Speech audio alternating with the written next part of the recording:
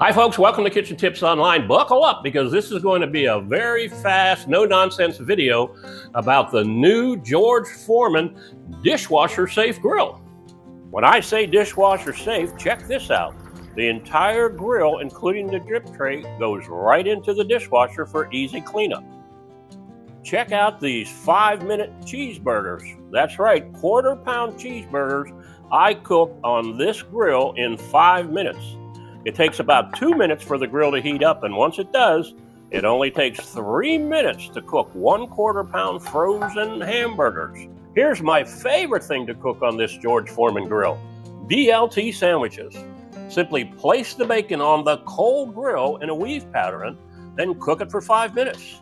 Flip it over and cook it for 1 more minute.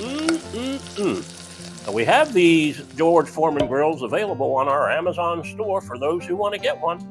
Just look for the link in the lower left-hand corner of this video, or you'll find it in the video description. Thanks for watching.